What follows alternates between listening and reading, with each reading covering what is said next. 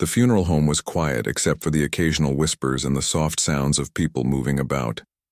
Lily stood by her mother's coffin, trying to breathe normally despite the tightness in her chest.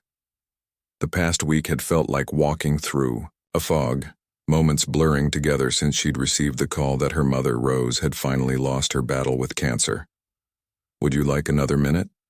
the funeral director asked, his voice gentle. He stood a respectful distance away, hands folded in front of him.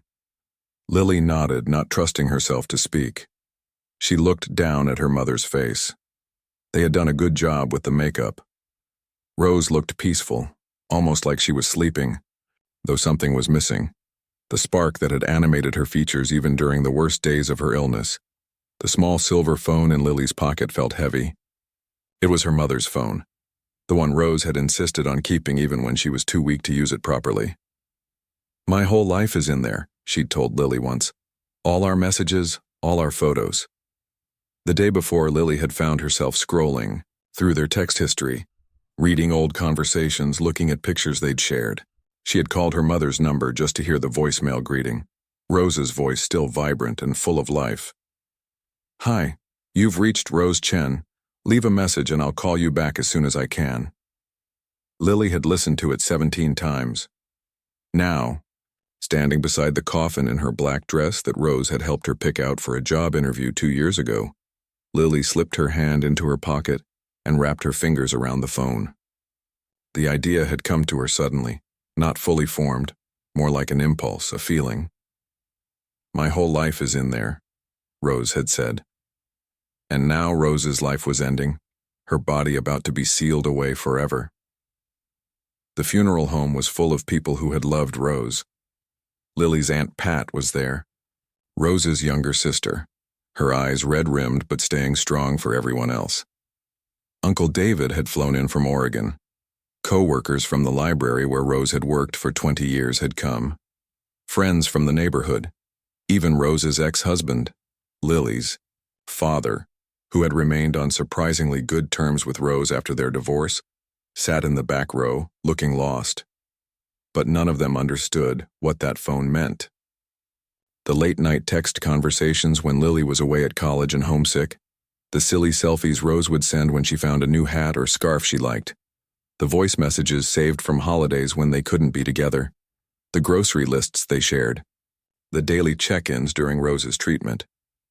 Lily glanced around. The funeral director had stepped away to give her privacy. Without allowing herself to think too much about it, she pulled the silver phone from her pocket. "Mom," she whispered, so quietly that no one else could hear. "I don't know how to say goodbye." She looked at her mother's hands folded peacefully over her stomach. Rose's nails were painted a soft pink. The nurses at the hospice had done that for her 2 days before she died, and it had made her so happy. Lily had helped choose the color. With gentle movements, Lily lifted her mother's cold hands just enough to slide the phone underneath them. The screen lit up briefly at the movement. The battery was low, probably only had a few hours left, showing a photo of Lily and Rose at the beach last summer, before the diagnosis, both of them smiling with ice cream cones melting down their hands. "Something to keep you connected," Lily whispered, echoing what Rose always said when she insisted Lily call her more often during her first year away at school. A hand touched her shoulder gently, and Lily jumped. It was Aunt Pat. "It's time, honey," she said. "They need to close it now." Lily nodded, suddenly afraid someone would notice the phone. But her mother's hands concealed it perfectly, and no one was looking as closely as she was. "Goodbye, Mom," she said, her voice breaking. "I love you." Pat wrapped an arm around Lily's shoulders and guided her to the front row of chairs. The funeral director approached the coffin, his movements respectful and practiced. Lily held her breath as he made a final adjustment to the white satin lining, but he didn't notice anything unusual. With a solemn nod to the family, he slowly closed the lid. The sound of it closing echoed in Lily's chest like a door being shut on a part of her life. The rest of the service passed in a blur. Pastor Williams spoke about Rose's kindness, her love of books, her dedication to her community and her daughter. Friends shared memories that made people laugh through their tears. Lily had been asked if she wanted to speak, but she knew she wouldn't be able to get through it without falling apart. When it was over, people formed a line to hug her and offer condolences. The words blended together after a while. She was so proud of you. If you need anything at all. She's not suffering anymore. Time will heal. Lily nodded and thanked them mechanically, a strange detachment settling over her. All she could think about was the phone, now sealed in darkness with her mother. The drive to the cemetery was short. Lily rode with Aunt Pat and Uncle David, staring out the window at the sunny spring day that seemed inappropriately cheerful. The cemetery had tall oak trees and rolling green hills. In any other circumstance, it would have been a beautiful place to visit. 6 of Rose's friends served as pallbearers, carrying the coffin from the hearse to the gravesite. Chairs had been set up under a green canopy, but Lily remained standing, as Pastor Williams said a few more words. She watched as the coffin was slowly lowered into the ground. That's when the reality truly hit her. Her mother was gone. The phone was gone too. Its battery probably dying right at that moment like a final breath. Soon, cemetery workers would fill in the grave with dirt, and everything would be buried. Lily's knees felt weak.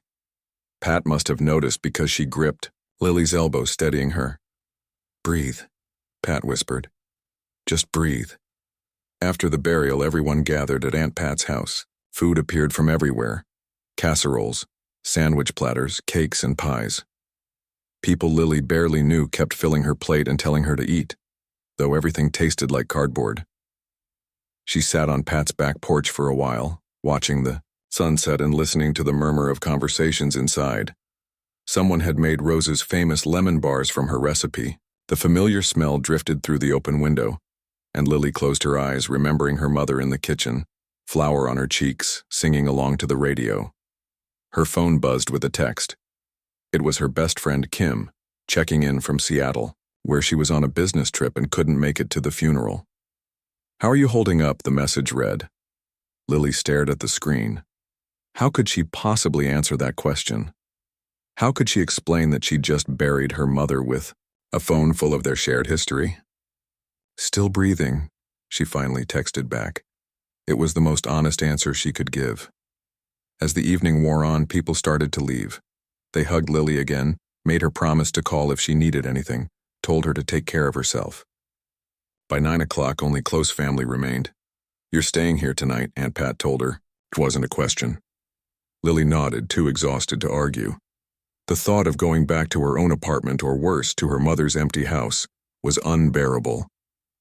Pat had prepared the guest room, turning down the covers and leaving a new toothbrush on the nightstand. "Try to get some sleep," she said, hugging Lily tightly. "Tomorrow we'll figure out the next steps."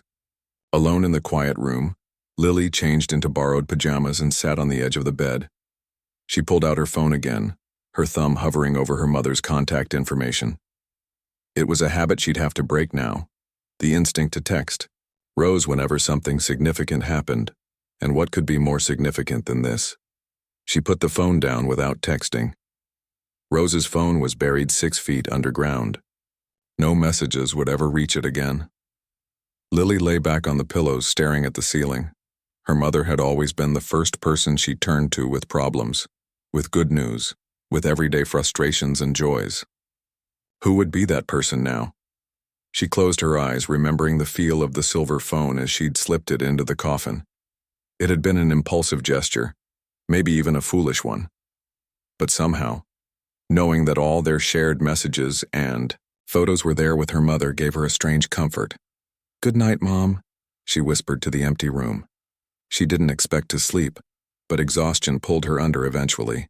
Her dreams were a confused jumble, her mother answering a phone trying to tell her something important, but the connection kept breaking up. Lily didn't know that the next day would bring something far more disturbing than dreams. She didn't know that phones buried in coffins sometimes had more battery life than expected. She didn't know that in certain conditions, network signals could reach surprising places. And she certainly didn't know what would happen when that buried phone began to ring. Lily woke up disoriented in her aunt's guest room. For a blissful few seconds, she forgot everything that had happened. Then reality crashed back. Her mother was gone, buried yesterday in the cemetery across town. She lay still, watching dust motes dance in the sunbeam coming through the curtains, feeling the heaviness settle back into her chest. A soft knock came at the door. Aunt Pat peeked in, already dressed, her face lined with concern.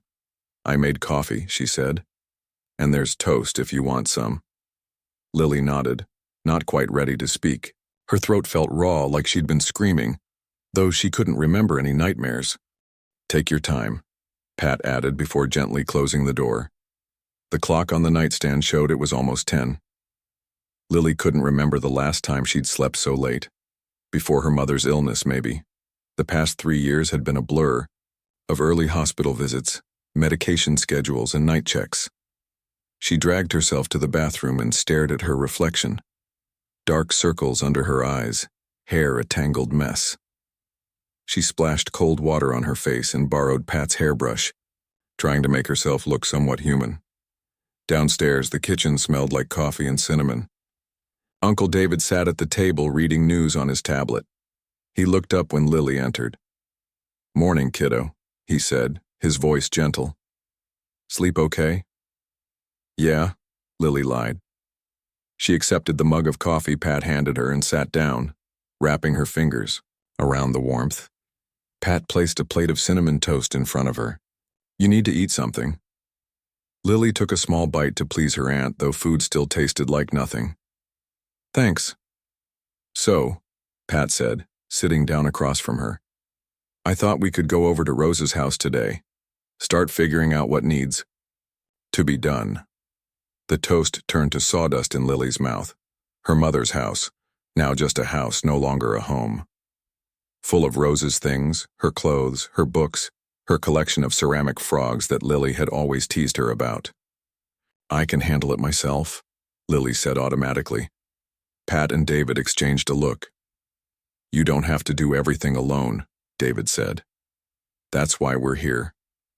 Lily knew they meant well, but the thought of anyone else touching her mother's belongings made her skin crawl. "I need to do this my way," she said more firmly. "But thanks." Pat looked like she wanted to argue but just nodded instead. "At least let us drive you there, and call if you need anything at all." An hour later, David dropped Lily off at her mother's modest ranch-style house. The front lawn needed mowing. Rose had always been particular about keeping it neat. The mailbox was overflowing. Lily gathered the stack of envelopes and flyers before unlocking the front door. The house was eerily quiet. It still smelled like her mother, a mix of lavender lotion and the jasmine tea Rose drank by the gallon. Lily stood in the entryway, suddenly uncertain. Where did one start when dismantling a life? She wandered from room to room, touching things. The throw blanket on the couch that Rose would wrap around both of them during movie nights. The refrigerator door covered with Lily's childhood artwork and photos. The bookshelf overflowing with mysteries and gardening guides. In Rose's bedroom, the bed was still unmade from the last morning she'd gotten up before going to the hospital for what turned out to be the final time. A water glass sat on the nightstand. Her slippers waited by the bed. Lily sat on the edge of the mattress and picked up her mother's pillow, burying her face in it to breathe in the scent of her shampoo. The tears came then, hot and fast, soaking into the pillowcase. She didn't know how long she sat there crying. Eventually the tears slowed and she set the pillow down gently, as if putting her mother back to rest. On the dresser sat a framed photo of Lily's college graduation 2 years ago. Rose had already been sick then, but had insisted on coming, sitting through the long ceremony with a smile despite the pain Lily knew she was in. In the photo, Rose's arm was around Lily's shoulders, both of them beaming at the camera, Rose's head wrapped in a beautiful blue scarf to hide her hair loss from chemotherapy. Next to the frame lay Rose's everyday jewelry, the simple gold hoops she wore most days, the charm bracelet Lily had given her for Christmas, the silver watch that had been a gift from Lily's father before their divorce. Lily picked up the watch, remembering how her mother had insisted on wearing it even after the marriage ended. "It still tells time," Rose had said pragmatically. "And it's a good watch." That was Rose. Practical, unsentimental about things that didn't matter, yet fiercely protective of the things that did. Like relationships, like memories, like her phone. A fresh wave of grief washed over Lily as she thought about the silver phone now buried with her mother. Had it been childish to put it there? A waste of something that could have been donated or recycled? She shook her head. No one else would have understood what was on that phone or what it meant. It belonged with Rose. Lily forced herself to get up and start doing something productive. She found garbage bags in the kitchen and began sorting through the refrigerator, throwing away food that would spoil. The task was mindless enough that she could do it on autopilot while her thoughts wandered. She would need to call the utility, companies to cancel services, the bank to deal with Rose's accounts, the insurance company, her mother's work to arrange for her final paycheck and benefits. The list seemed endless. Lily's own phone rang, startling her. It was her boss, calling. To check in. Take as much time as you need, he said after expressing his condolences. The projects can wait. Thanks, Tom, Lily said. I'll probably be back next week. I need the distraction. After hanging up, she realized she should cancel her mother's phone service too. The thought made her pause, leaning against the kitchen counter. The phone buried with Rose wouldn't work anymore once the service was disconnected. Somehow that felt like cutting the last tether. Don't be ridiculous, Lily muttered to herself. The phone was buried underground. It wasn't working anyway.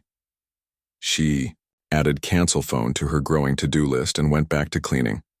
By late afternoon, Lily had filled 3 garbage bags and made a pile of clothes to donate. Her back ached from bending and sorting. She made herself a cup of the jasmine tea her mother loved, using Rose's favorite mug with the frog on it.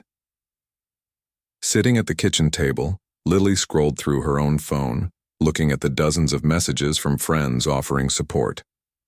She should respond to some of them, but the thought of carrying on conversations exhausted her.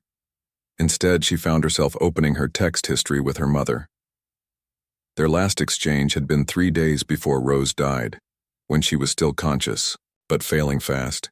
Can you bring more ice chips when you come? Rose had texted.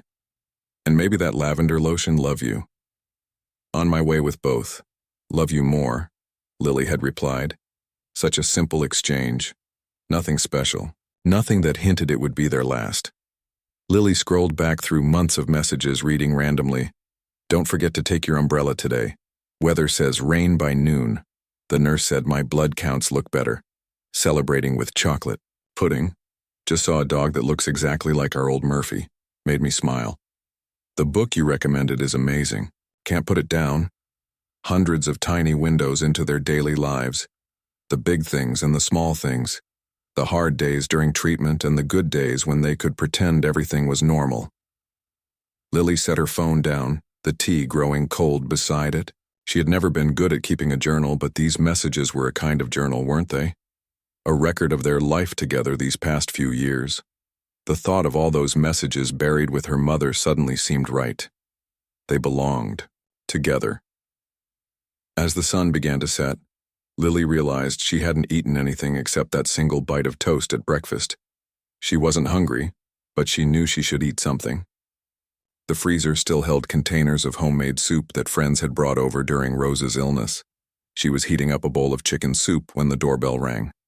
It was Aunt Pat, holding a casserole dish. I figured you wouldn't be cooking, she said, stepping inside without waiting for an invitation. Have you eaten? I was just about to. Lily gestured at the microwave. Pat nodded approvingly and set her dish on the counter.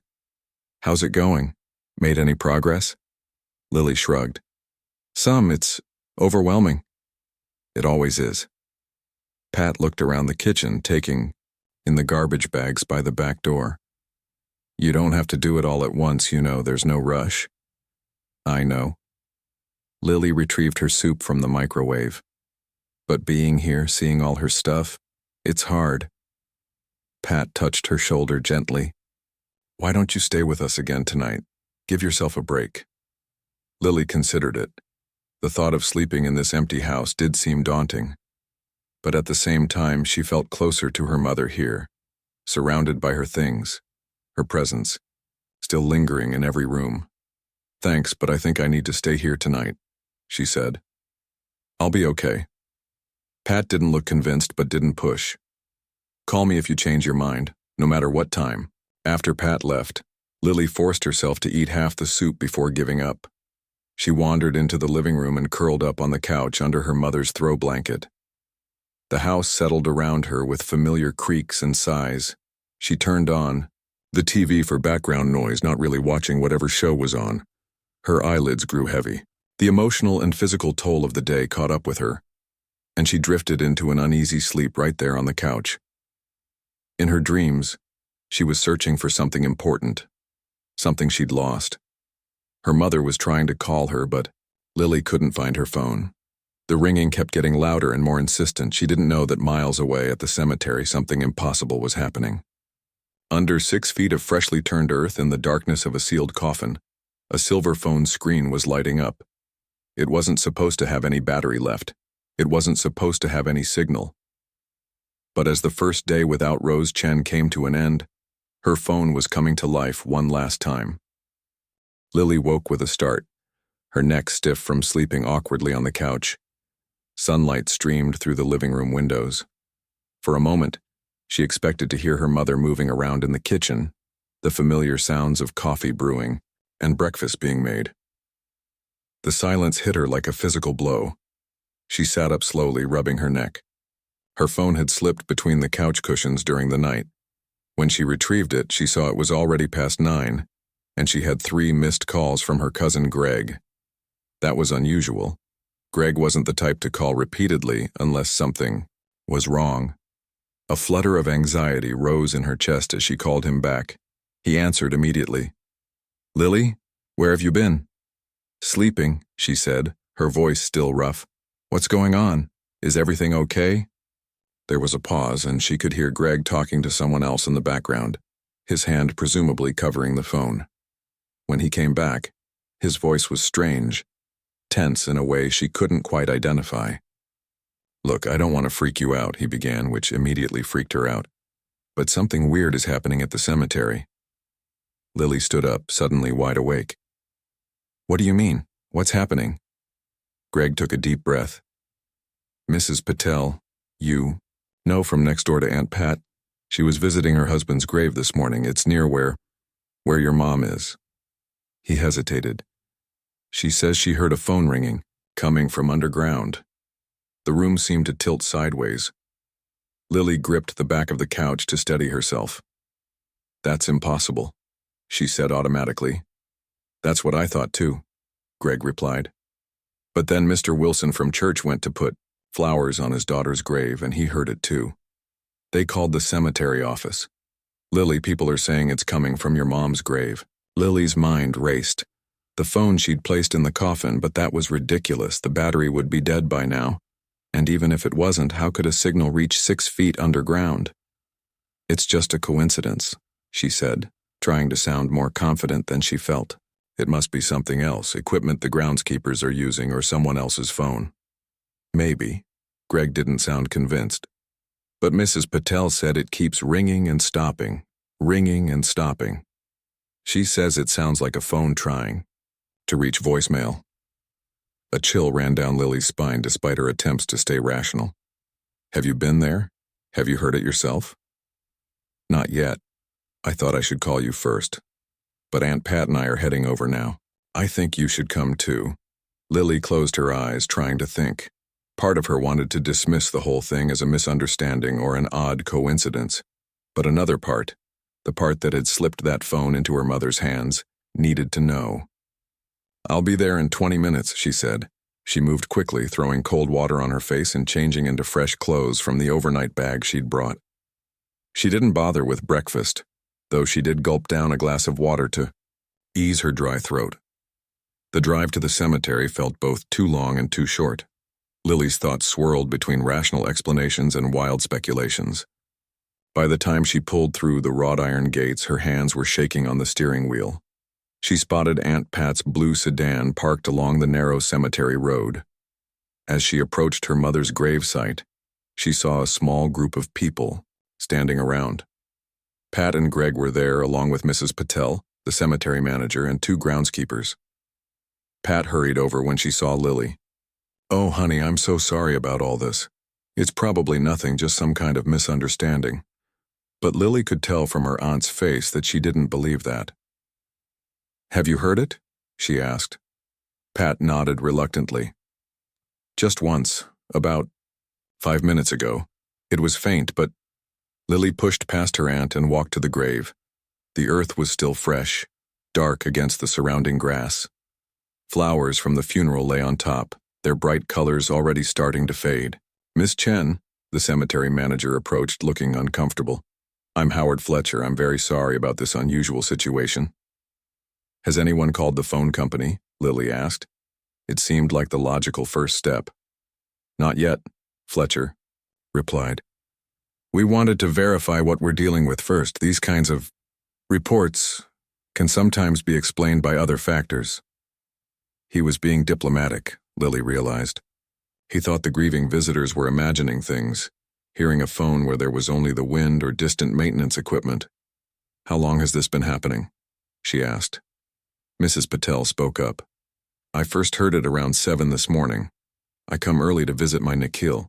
The older woman looked apologetic, as if she were somehow responsible for the disturbance. It was very clear. A ringtone, then silence, then again a few minutes later. Lily felt everyone watching her, waiting for her reaction. She took a deep breath and did the only thing that made sense. She pulled out her own phone and dialed her mother's number. The group fell silent, all eyes on the grave. For 10 long seconds, nothing happened. Lily was just starting to feel foolish when they heard it, a muffled but distinct ringtone coming from beneath the earth. Mrs. Patel gasped. Greg muttered something that sounded like a prayer. The cemetery manager's professional composure slipped, for a moment his eyes widening in shock. Lily ended the call and the ringing stopped. "That's impossible," Fletcher said, voicing what everyone was thinking. Lily stood frozen, staring at the ground. She had put the phone in the coffin herself, but she'd been certain the battery would die quickly. And even with battery life, how could the signal penetrate the coffin and all that soil? She dialed again. Again the muffled ringing rose from the grave. "What does this mean?" Mrs. Patel whispered, crossing herself. Is she...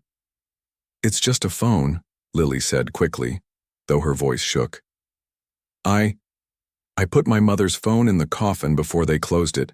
It shouldn't have any battery left, and I don't understand how the signal is reaching it, but that's all it is." Fletcher looked at her with a mixture of relief and irritation. "You put an active phone in the coffin? Miss Chen, that's highly irregular." "I didn't think it would matter," Lily said. "I thought the battery would die within hours." One of the groundskeepers, who had been silent until now, spoke up. "Had a similar case few years back with a pacemaker that kept beeping. Electronics can do funny things underground sometimes." Fletcher rubbed his forehead.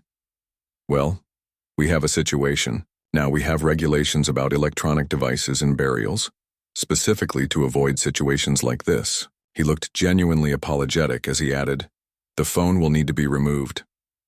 The words hit Lily like a blow. "Removed? You mean—" "I'm afraid we'll need to arrange a temporary disinterment," he confirmed. "Just enough to access the coffin and remove the device." Greg stepped forward protectively. "Isn't there another option? Surely the battery will die eventually." "It could take days," Fletcher explained. "Meanwhile, we have other families visiting their loved ones, and this is causing considerable distress. I'm sorry, but we don't have a choice." Lily felt the world closing in around her. The thought of her mother's coffin being dug up, open, disturbed, it was unbearable. "There has to be another way," she insisted, her voice rising. "Can't you just, I don't know, block the signal somehow?" Fletcher shook his head. "That's beyond our capabilities. And honestly, even if the ringing stops, knowing there's an active electronic device down there violates our cemetery policies." "I truly am sorry." Aunt Pat put her arm around Lily's shoulders.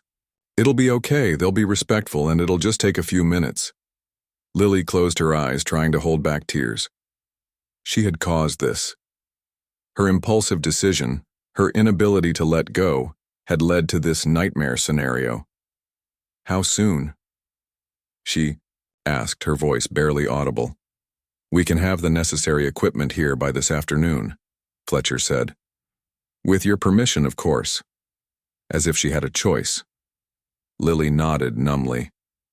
We'll need you to sign some paperwork at the office, Fletcher continued gently.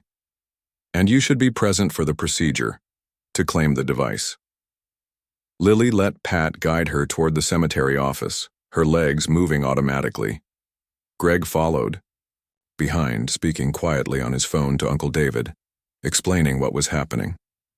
In the office, Fletcher produced forms that Lily signed without really reading. Words like temporary disinterment and minimal disturbance swam before her eyes. She provided her mother's death certificate and her own ID to prove she was the next of kin. We'll be as quick and respectful as possible, Fletcher assured her. The process should take less than an hour once our team arrives. Lily nodded beyond words. Pat suggested they go get some lunch and come back, but Lily couldn't imagine eating.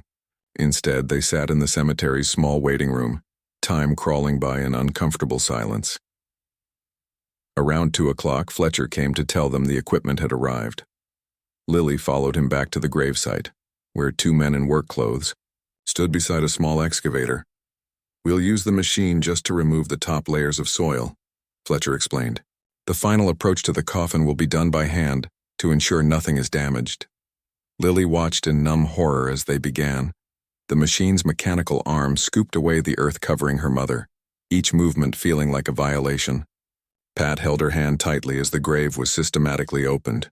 When they were about 4 feet down, the workers switched to shovels as promised, carefully removing the remaining soil until the coffin's surface was revealed.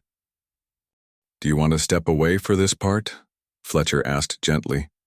Lily shook her head. No, I need to see. The workers carefully cleared the dirt from the coffin lid. One of them produced a tool that looked like a large screwdriver and began loosening. The seals that held the lid closed. As they lifted the lid, Lily held her breath. She caught a glimpse of the white satin interior, her mother's peaceful face, somehow still looking just as it had 2 days ago, and her folded hands. And there, nestled between those hands, was the silver phone. Its screen was illuminated, showing a missed call notification. Her call, her missed call to her dead mother. One of the workers carefully reached in and lifted the phone. He seemed surprised. Battery's at 60%, he remarked, glancing at the screen. That's unusual. These things usually drain fast. He handed the phone to Fletcher, who in turn passed it to Lily. It felt warm in her hand, as if it had been recently used. The screen showed 5 missed calls, all from Lily's number from her test calls earlier. We'll reseal the coffin now, Fletcher said softly, and return everything to its proper state. Lily nodded, clutching the phone tightly as they closed the lid on her mother for the second time. As the workers began refilling the grave, Lily stared at the phone in her hand. What had seemed like a meaningful gesture had turned into a public spectacle, a disturbance of her mother's rest. She felt embarrassed, foolish, and overwhelmingly sad. But beneath those feelings was a strange, unsettling question that she couldn't quite shake. Why had the phone still had so much battery life?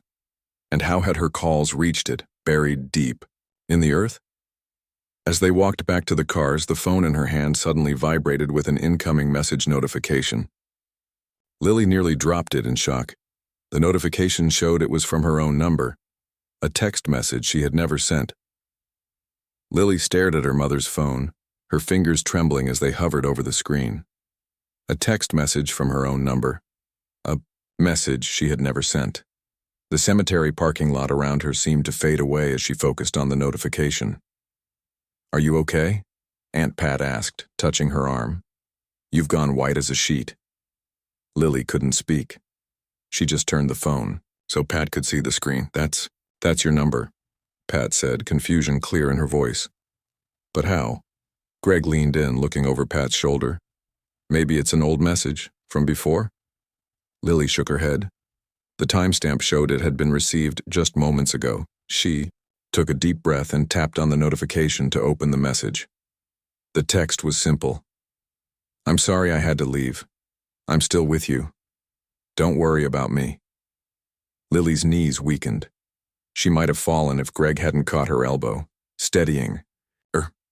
What does it say? Pat asked, her voice hushed. Lily couldn't bring herself to show them. Instead, she locked the phone screen and clutched it tightly. It's nothing, she lied. Probably just a glitch. Neither Pat nor Greg looked convinced, but they didn't press the issue. Lily was grateful for that small mercy. Let's get you home, Pat said gently. This has been enough for one day. Lily nodded, not trusting herself to speak. She let Pat guide her to the car, her mind racing with impossible explanations for what she'd just seen. The drive back to her mother's house passed, in silence. Lily sat in the passenger seat of Pat's car, the phone heavy in her lap. She was afraid to look at it again, afraid of what else might appear on the screen. Do you want me to stay with you? Pat asked as they pulled into the driveway.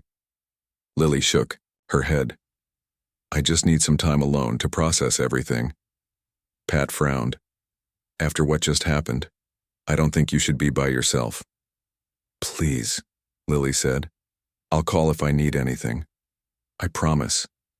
Pat reluctantly agreed, but made Lily promise to check in every few hours. And come to dinner tonight, no arguments. Once alone in the house, Lily sat at the kitchen table, placing her mother's phone carefully in front of her like it might explode. The screen had gone dark, but she could still see the words in her mind. I'm sorry I had to leave. I'm still with you. Don't worry about me. It was exactly the kind of thing Rose would say. Lily pulled out her own phone and checked her sent messages. There was nothing there addressed to her mother after that final, love you more text from days ago. No mysterious message sent today.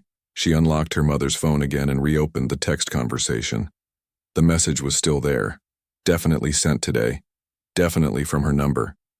This isn't possible, she whispered to the empty kitchen. She thought about calling Greg, who worked in IT and might have a technical explanation. Or maybe she should contact the phone company. There had to be a rational explanation. Some weird cellular anomaly or crossed signals or... Her thoughts were interrupted by another notification sound from her mother's phone. Another text message. From her number. Her heart pounding, Lily opened. Don't be scared, it's the only way I could reach you. Lily dropped the phone like it had burned her. She stood up so quickly that her chair tipped over, clattering against the tile floor. This wasn't happening. It couldn't be happening. After a moment, she forced herself to pick up the phone again. With shaking fingers, she typed a reply. Who is this? The response came almost immediately. You know who it is, honey. Lily sank to the floor, her back against the kitchen cabinets. Tears blurred her vision as she typed. Mom? Yes. That simple confirmation broke something inside her. Sobs racked her body as she curled around the phone, clutching it like a lifeline. This wasn't possible. People didn't text from beyond the grave. Her rational mind knew this had to be some cruel prank or bizarre technical glitch.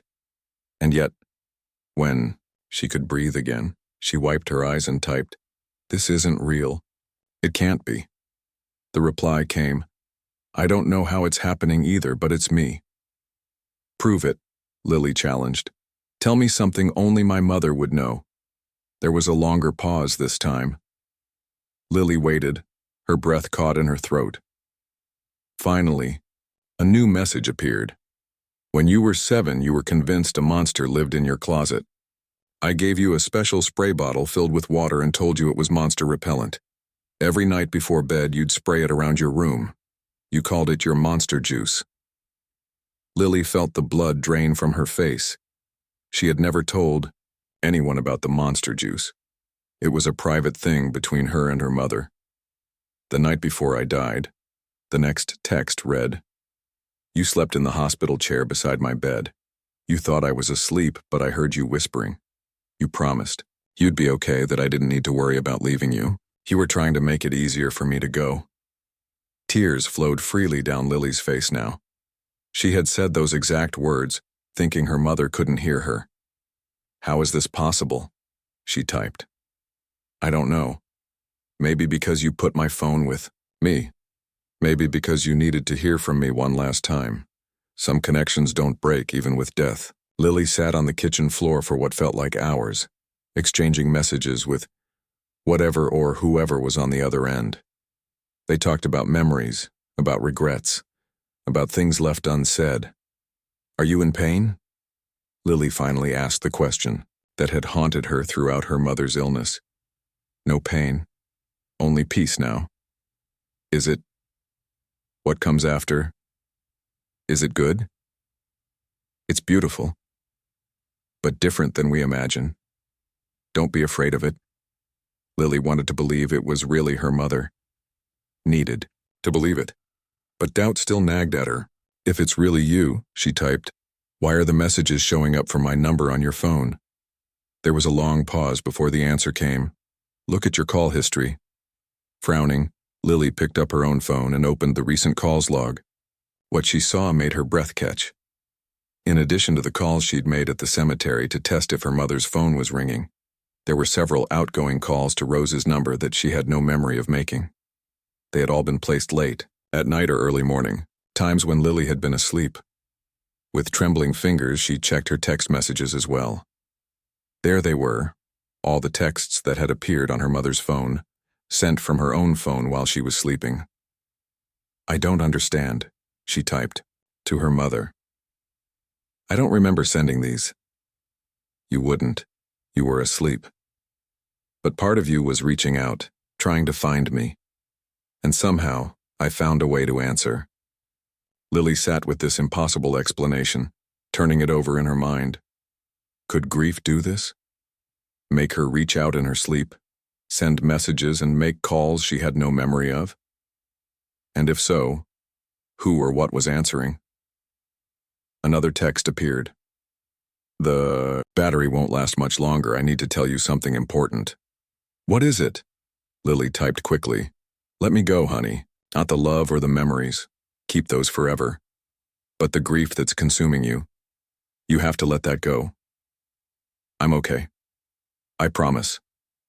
Tears blurred Lily's vision again. "I don't know how to live without you." "You do. You're stronger than you know, and I'm not really gone. I'll always be part of you." Lily wanted to argue, to beg for more time, more words, more impossible connection. But deep down, she knew this couldn't last. Whatever was happening defied explanation, but it couldn't continue indefinitely. "I love you," she typed. "I miss you so much." "I love you too. Always." That was the last message. Lily waited for more, but the screen remained unchanged. After a few minutes, the phone chimed with a low battery warning. 5% left. She plugged it into a charger, desperate to maintain the connection, but no more messages came through. Eventually, Lily picked herself up off the kitchen floor. She felt drained but somehow lighter, as if something hard and painful had dissolved inside her. She splashed cold water on her face and checked the time. She had promised to go to Pat's for dinner, and it was almost 6. As she gathered her things, she hesitated over what to do with her mother's phone. Part of her wanted to keep it charged forever, hoping for more messages. But another part, perhaps the wiser part, knew that what had happened was a rare and precious gift, not something to cling to or try to recreate. She unplugged the phone from the charger and slipped it into her pocket. At Pat's house, the family gathered around the dinner table. Pat and David, Greg and his wife, and Lily. They were careful with her, gentle in a way that suggested they thought she might break. "How are you holding up?" David asked as he passed the salad. Lily considered the question carefully. "I'm okay, actually. Better than I expected." It was true, she realized. The raw, jagged edge of her grief had softened somehow. Not gone. It would never be completely gone, but changed into something she could carry. After dinner, when Greg and his wife had gone home, Lily sat with Pat on the back porch. The evening was cool, stars beginning to appear in the darkening sky. "Something happened today," Lily said quietly. "Something I can't really explain." Pat turned to her, concern in her eyes. "With your mom's phone?" Lily nodded. "I got messages. That seemed to be from Mom. She expected disbelief or concern, but Pat just looked at her thoughtfully. What did they say? Lily told her everything, the messages appearing from her own number, the personal details only her mother would know, the discovery that she had apparently been texting and calling in her sleep. When she finished, Pat was quiet for a long moment. "Do you think it was really her?" she finally asked. "I don't know," Lily admitted. "Maybe it was just my subconscious working through my grief in a really strange way. Maybe I've been sleepwalking or something." She paused, but it felt real. The things she knew, the way she wrote. It was so much like her. Pat reached over and squeezed her hand. "Your mother and I used to talk about this, you know, about whether people who've passed on can still reach us somehow. She always believed they could." Lily hadn't known that about her mother. It was comforting somehow. "The phone's almost dead," she said. "And I don't think there will be any more messages anyway." It felt like goodbye. A real goodbye this time. Pat nodded. "Sometimes we get exactly the goodbye we need, even if it's not in a way we expect." They sat in comfortable silence after that, watching the stars come out one by one.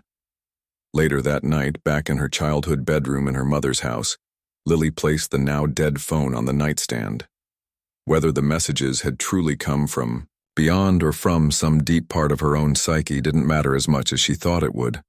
What mattered were the words themselves, the comfort they had brought, the permission to move forward. "Good night, Mom," she whispered to the quiet room. "Thank you." She didn't expect an answer, and none came, but as she drifted off to sleep, she felt a sense of peace that had been missing since her mother's diagnosis 3 years ago.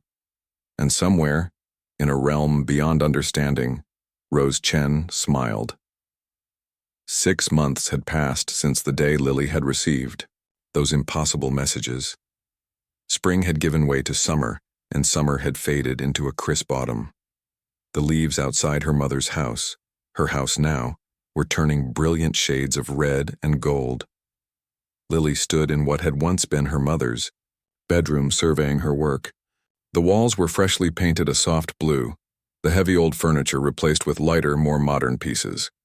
It had taken her months to work up the courage to make these changes, to truly make the space her own. The silver phone sat on her dresser, nestled in a small wooden box alongside her mother's favorite earrings and the charm bracelet Lily had given her years ago. The phone had never turned on again after that night.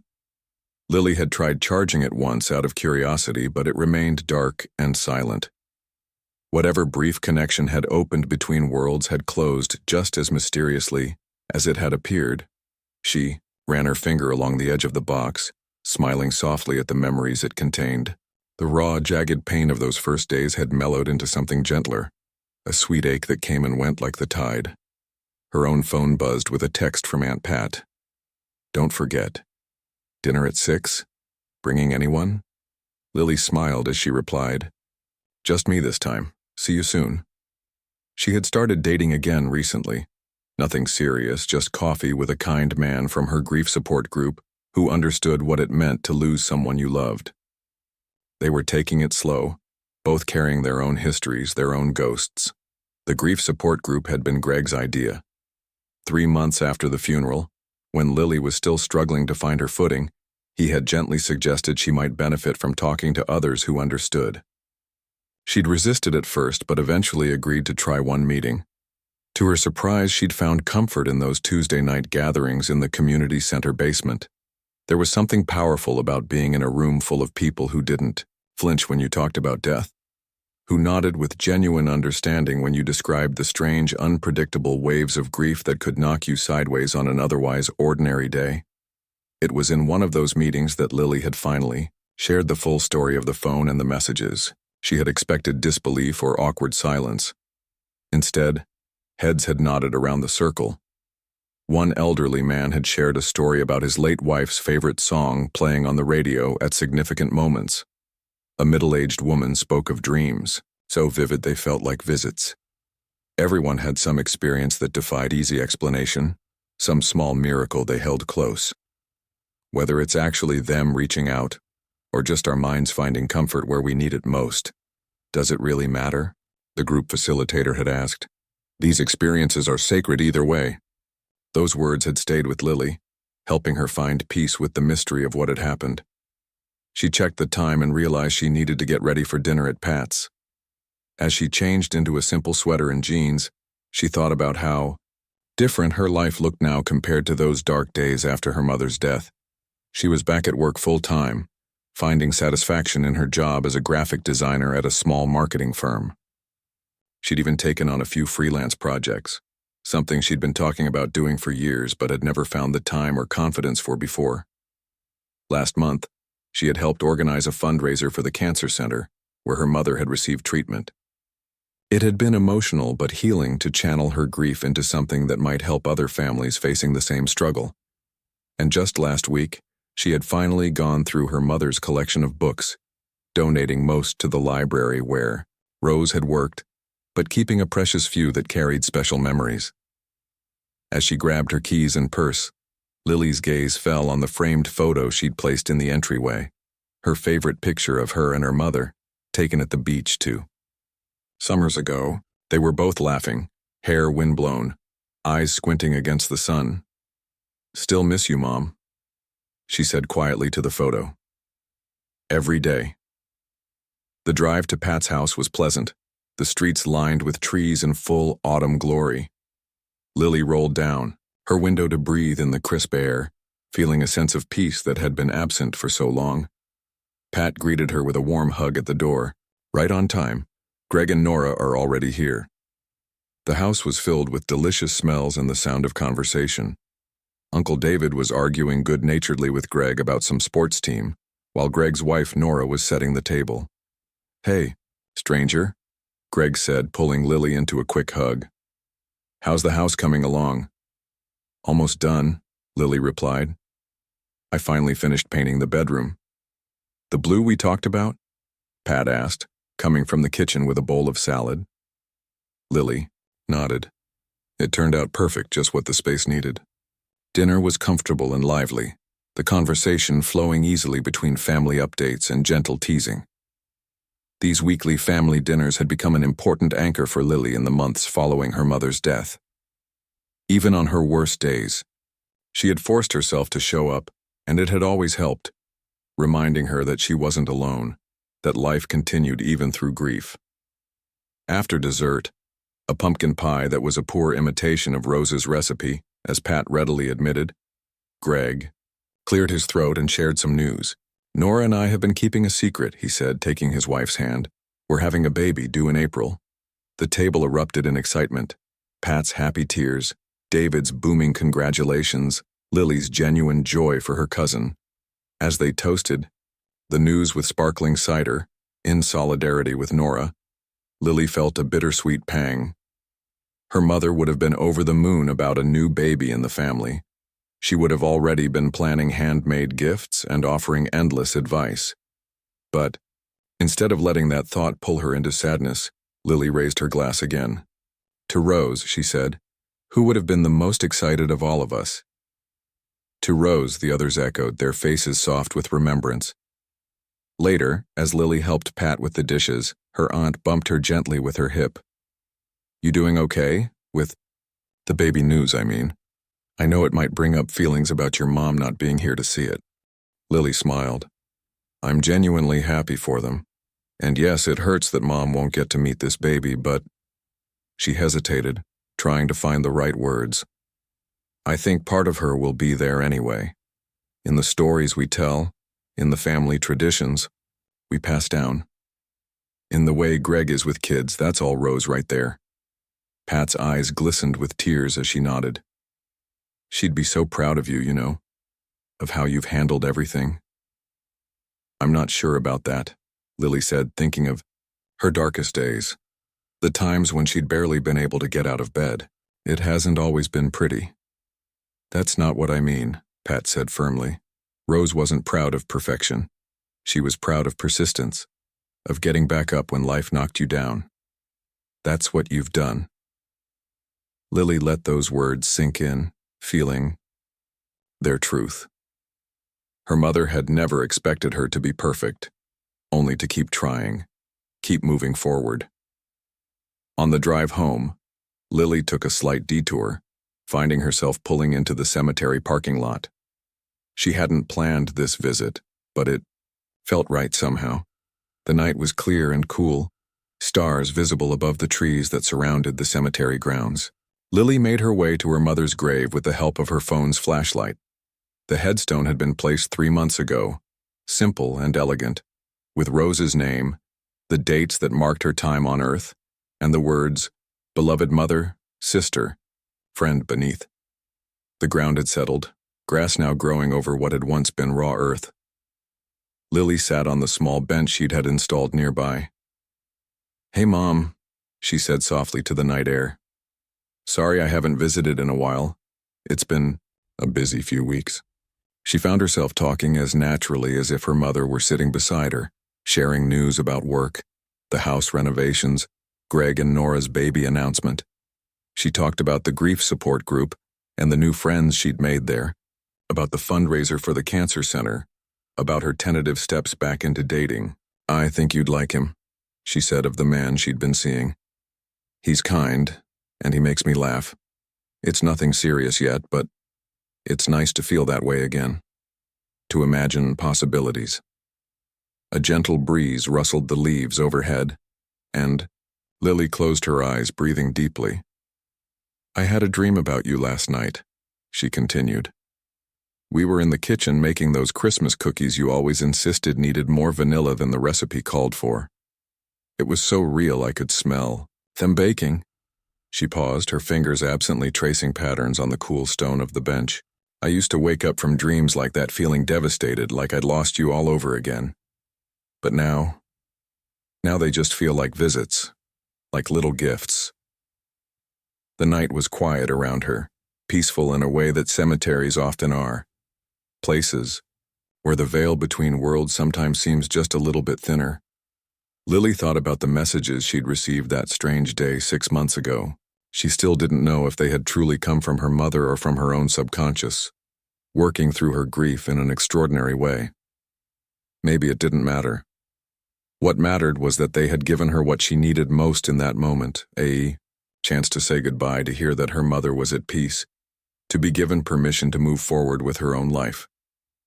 "The thing is," Lily said, her voice strong and clear in the night, "I understand now what you were trying to tell me in those messages.